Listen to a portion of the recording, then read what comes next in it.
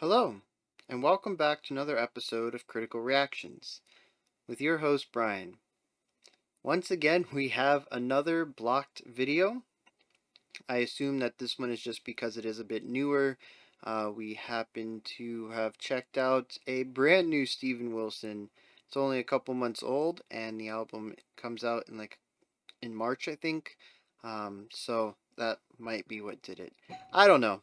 What I do know though is that we're going to just dive right into the analysis. And if you're interested in watching the full video, there is a link in the description to the Google Drive where you can watch the full video.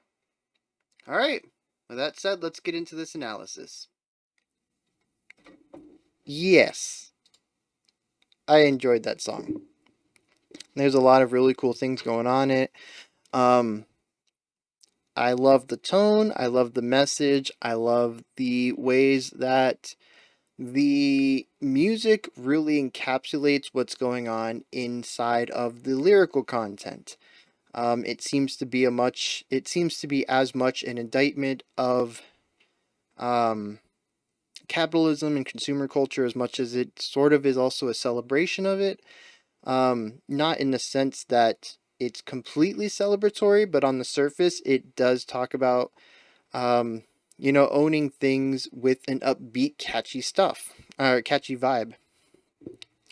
And, if this was more of a traditional focus tested pop song, I bet we would not have sort of the negative undertones to it. And there, maybe in some universe, there is a version of this track that is less damning and more praising of spending money to have things that we don't need, or as he puts it, didn't know we needed. um, but it does sort of have this cheery coating, this sugar coating on top of really tense, almost sinister chords, and like I said, that kind of shines through in the vocals as well.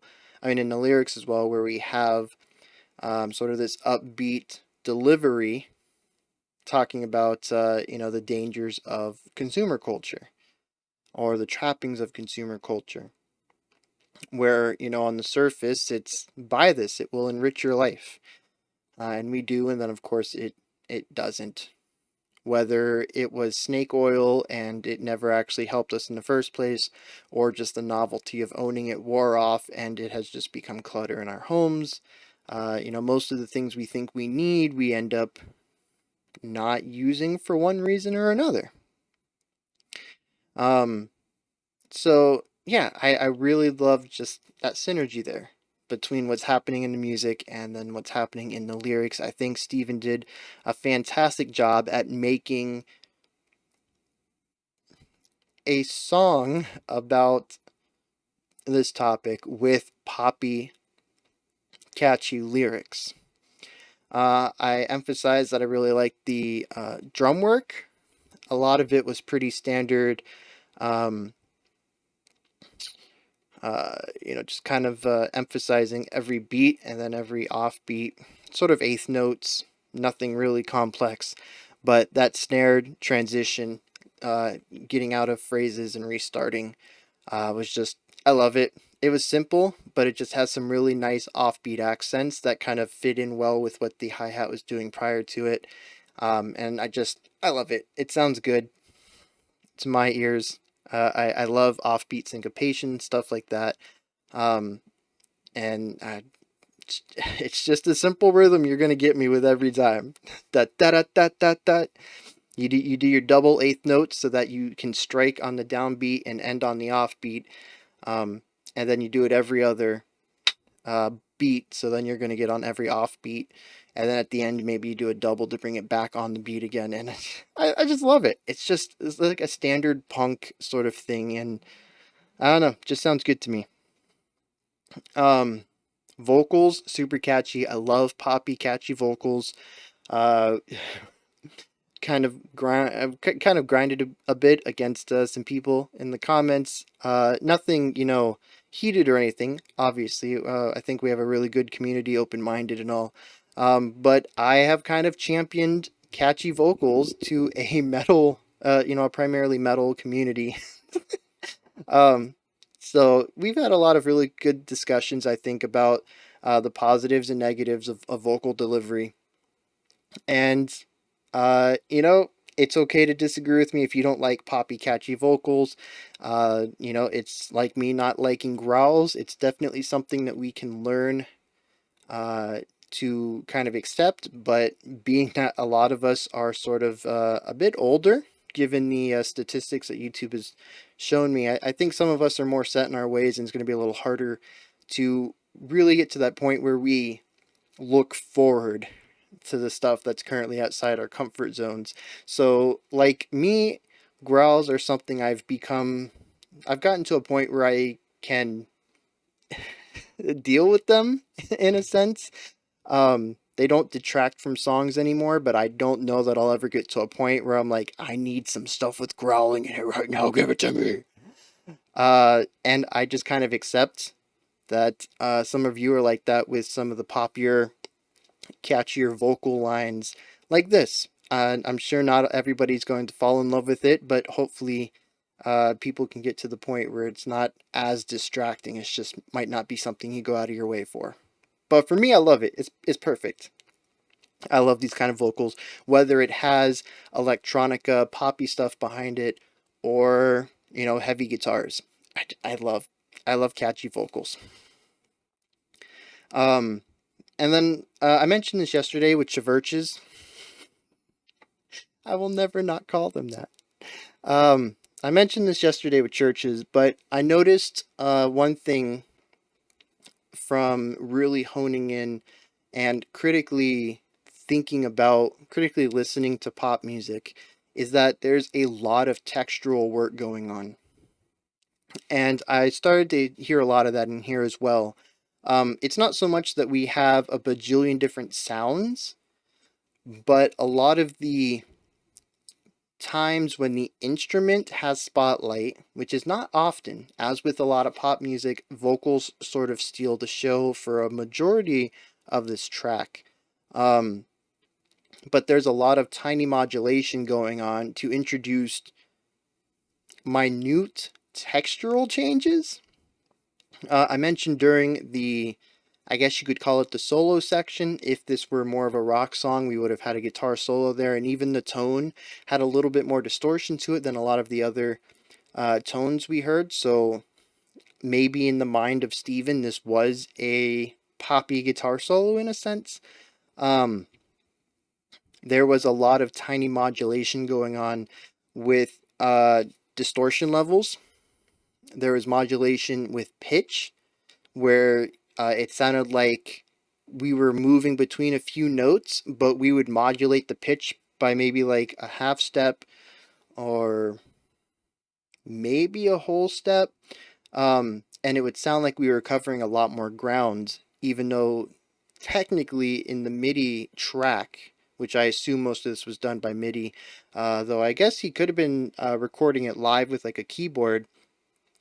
But you play the same three notes or whatever, five notes, but you just use a pitch modulator, and you're only playing five notes, but you can get a 9 note span out of that. If you're moving, well, I guess you'd get a 7 note span if you were moving a whole note um, down and then a whole note up on the higher end.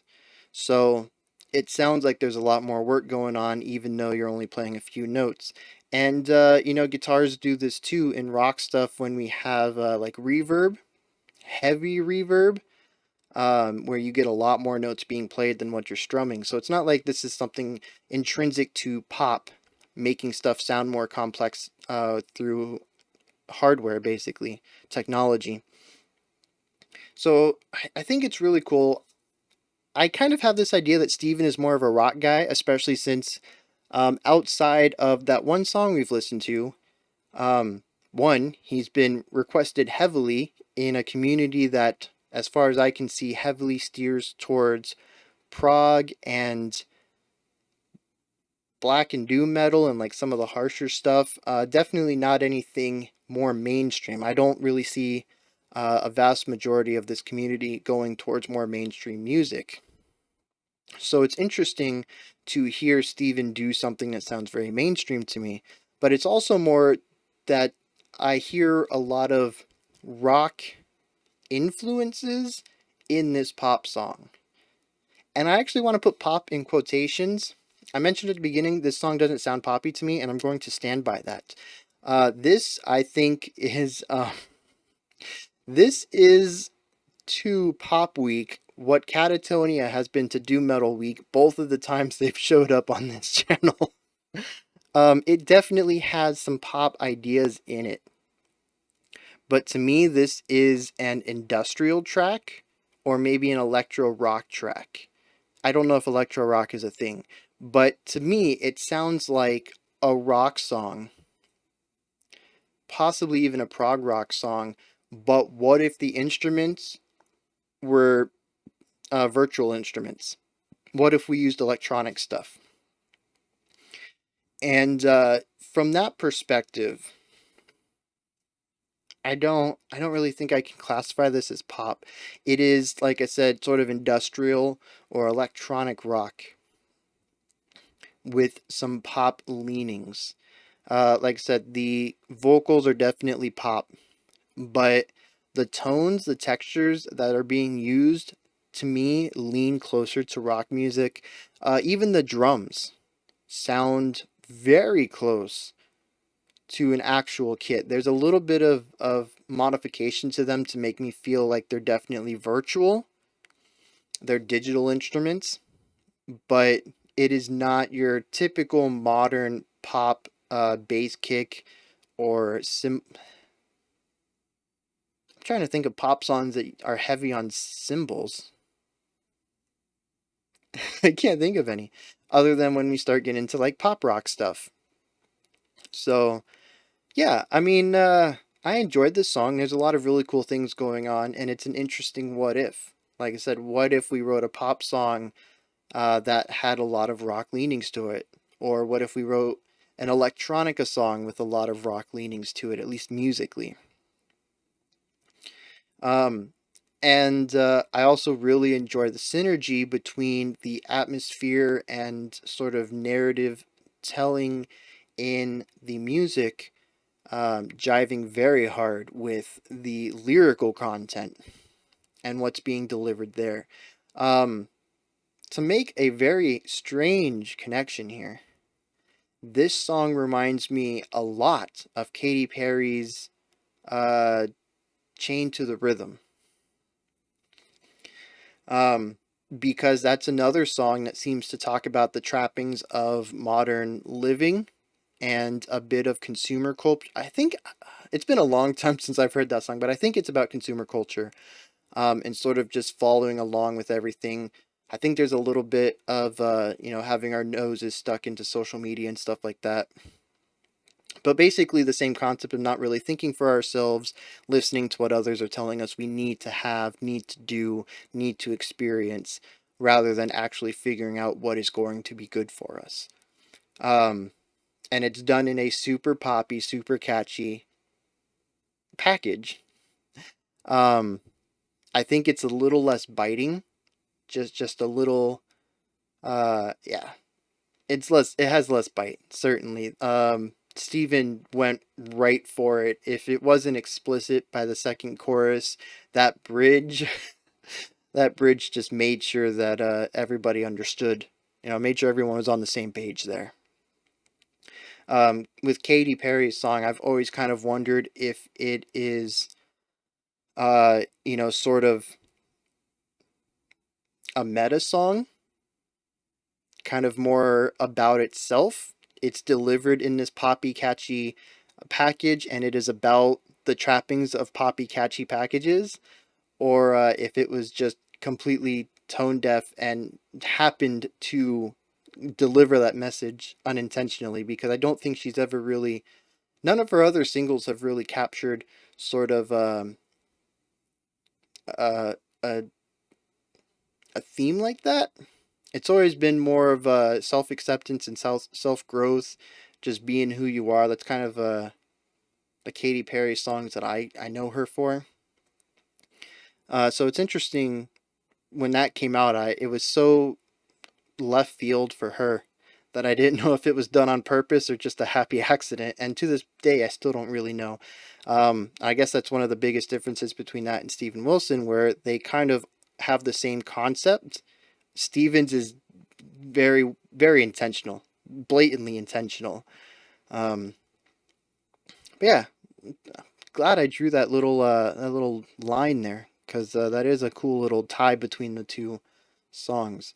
So yeah, that's my take on Steven Wilson's Personal Shopper. It has a lot of really cool things going on in it, um, but it unfortunately to me is just shy of meeting the mark with Pop Week.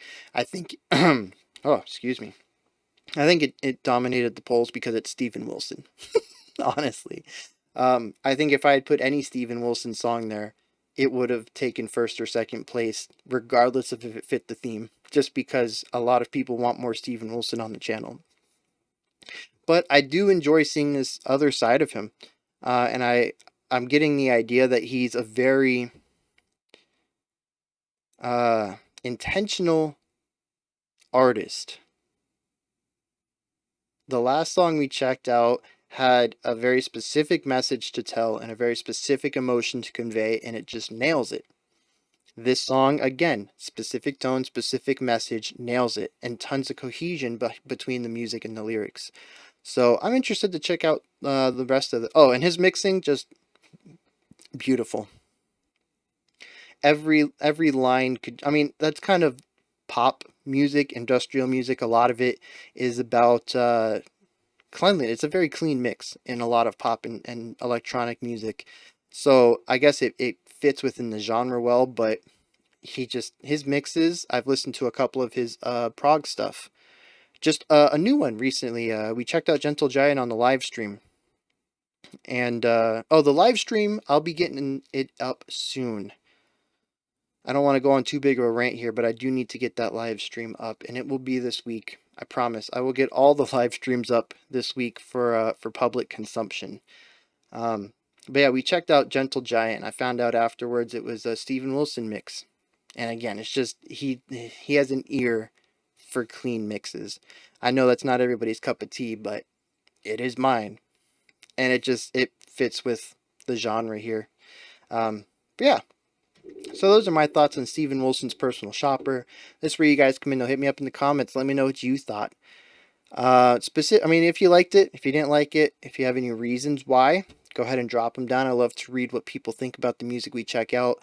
Do you place this as pop music? This is, like I said, it definitely has some pop leanings, but I think it just misses the mark, at least in my eyes. So you guys can let me know how you feel, where you would put this in a genre scale. Genre is completely made up. But you know what? I love discussions about it. I really do. Categorizing music is futile and fruitless and so much fun. So let's do it. Let's waste some time categorizing this song. When you're done with that, check out the description box for some links adjacent to the channel, such as the Patreon, blocked videos, and the Discord channel. If you could like, subscribe, and ring the bell, they all help out the channel immensely. I'll be back tomorrow at 5 p.m. Eastern Standard Time, 10 p.m. UTC, with another pop song. Hopefully this one a little poppier. We started out like super mainstream. I don't know if Chvrches is a super mainstream band, but the music felt very mainstream pop to me. Popular pop, I guess we could say. And this one was so far on the fringe, I almost feel like we can't classify it as pop. So, we overcorrected. We overcorrected on that one. Let's bring it back and find something in the middle, hopefully. Until next time, you guys stay safe out there, keep being amazing, and have a fantastic morning, afternoon, or evening whenever you choose to watch my videos.